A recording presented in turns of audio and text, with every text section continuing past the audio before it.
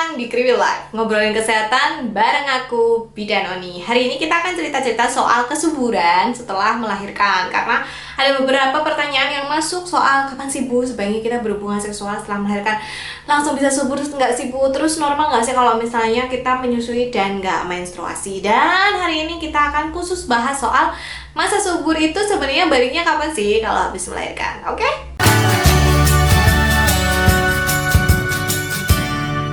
Sebelum kita ngomongin tentang masa subur, kita akan ngomongin soal menstruasi dulu ya. Jadi menstruasi itu sebenarnya kan keluar darah ya. Nah, ini darah ini dari mana sih gitu. Jadi sebenarnya sebelum kita ovulasi atau sebelum sel telur kita ini matang dan dilepaskan, itu tubuh sudah mempersiapkan diri. Wah, ini bentar lagi mau ada sel telur lepas nih. Kalau nanti dibuai sama sperma, dia bisa jadi janin. Yuk kita mempersiapkan tempat tumbuh dan nempelnya si janin. Nah, akhirnya dinding rahim itu jadi menebal. Kalau misalnya sel telurnya udah lepas, ding dan tidak dibuai gitu kan, dereng. Akhirnya sel telur ini dibuang sama tubuh. Ketika dia dibuang sama tubuh, nah jadi dinding rahim yang tadi menebal kan nggak dipakai ya. Nah, dinding yang menebal itu juga akhirnya meluruh. Ya, luruhannya inilah yang namanya menstruasi. Menstruasi sendiri pada ibu nifas itu beda-beda ya. Jadi yang mempengaruhi itu ada banyak hal. Ada hormonalnya, ada gaya hidupnya, dietnya, berat badannya, pola istirahatnya, dan apakah si ibu ini menyusui atau enggak gitu. Aku pernah bahas soal metode amenorelaktasi, dimana kalau misalnya kamu menyusui kamu bisa tidak mens. Kalau kamu belum nonton, kamu bisa tonton video tentang metode amenorelaktasi ya. Nah, ovulasi sendiri adalah proses pematangan sel telur dan dia dilepaskan, lalu dia berenang-renang tuh, nanti kalau ketemu sama sperma maka dia jadi janin gitu. Sudah tahu soal menstruasi, sudah tahu tentang ovulasi kan? Biasanya ovulasi ini terjadi 2 minggu sebelum menstruasi berikutnya gitu. Jadi kayak waktu antara ovulasi dan menstruasi itu 2 minggu jedanya. Selama 2 minggu ini dibuahin nggak sih? Kayak gitu ya.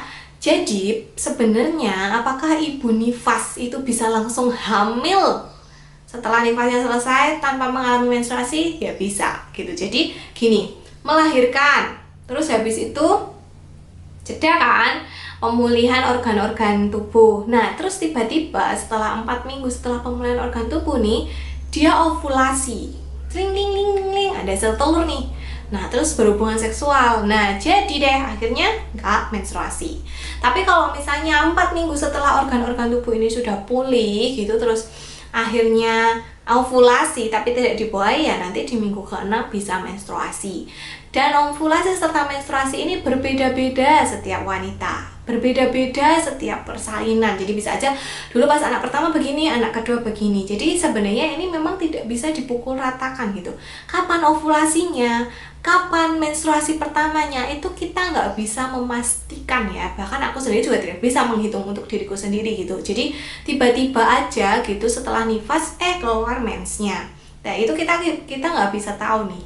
Dan juga ada beberapa orang yang gini, ovulasinya itu sudah terjadi sebelum menstruasi pertama setelah melahirkan. Jadi sebelum menstruasi pertama itu dia udah ovulasi yang sel telurnya itu bagus gitu. Tapi ada juga ibu yang sebelum dapat menstruasi yang pertama itu dia ovulasinya itu steril atau biasa disebut anovulasi gitu. Jadi dinding rahimnya udah menebal, tapi karena mungkin suatu masalah hormon atau ketidakseimbangan hormon atau kondisi hormonnya, itu akhirnya sel telurnya itu nggak dilepas gitu. Jadi ya tetap menstruasi tapi nggak ada sel telur yang lepas gitu. Namanya anovulasi gitu. Ini juga bisa terjadi di orang-orang yang mungkin mengalami infertilitas gitu atau kurang subur, itu bisa jadi dia anovulasi, jadi nggak ada ovulasi gitu.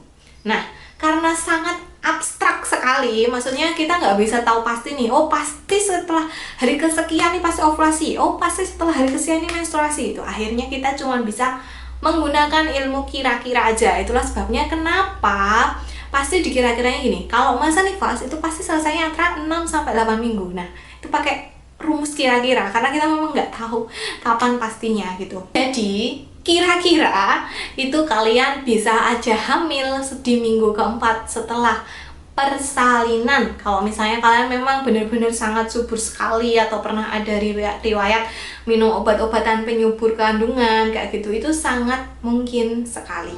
Oke? Nah, kalian memang benar-benar tidak bisa dipastikan dan kalian itu bisa aja hamil di minggu keempat setelah persalinan.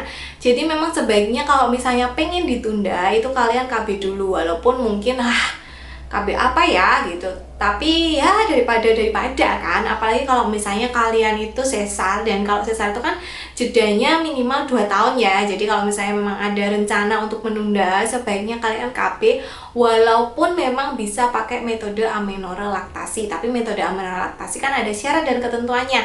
Jadi kalau misalnya kira-kira kalian tidak bisa memenuhi syarat dan ketentuannya itu, saranku sih sebaiknya KB aja kalau memang mau ditunda. Nah, sebenarnya syarat untuk jarak kehamilan yang ideal itu kalau bisa di atas 18 bulan. Karena ini juga memperhitungkan supaya si bayi atau si kakaknya ini dapat ASI dulu. Atau lebih baik lagi kalau di atas 2 tahun, jadi kakaknya bisa dapat ASI. Emangnya kalau hamil nggak boleh menyusui? Boleh sih, tapi juga ada syarat dan ketentuannya. Aku juga udah bikin video soal itu. Nah, kapan boleh melakukan hubungan seksual? Sebenarnya hubungan seksual ini boleh dilakukan kalau misalnya kalian sudah merasa nyaman dan nifasnya sudah selesai, lalu luka-luka bekas persalinan juga sudah sembuh. Komunikasikan dengan suami, karena kadang-kadang setelah persalinan itu memang vagina jadi terasa berbeda, mungkin berasa kering karena kita masih nervous, aduh nanti jatahnya gimana ya, atau mungkin kita masih belum mood karena mungkin capek ngurusin bayinya dan sebagainya. Jadi sebaiknya memang dikomunikasikan dulu dengan suami. Tapi prinsipnya kalau nifasnya sudah selesai dan ibu sudah mulai nyaman, boleh melakukan hubungan seksual. Dan bisa aja loh itu subur, hati-hati jadinya ya. Oke, sekian dulu penjelasan aku tentang masa subur setelah melahirkan. Semoga cukup jelas dan memberi pencerahan. Sampai jumpa di video selanjutnya. Silahkan share video ini sebanyak-banyaknya. Mana tahu ada yang butuh, silahkan tinggalkan pertanyaan di kolom komentar. Dan silahkan follow aku di Instagram @bidankriwil. Sampai jumpa!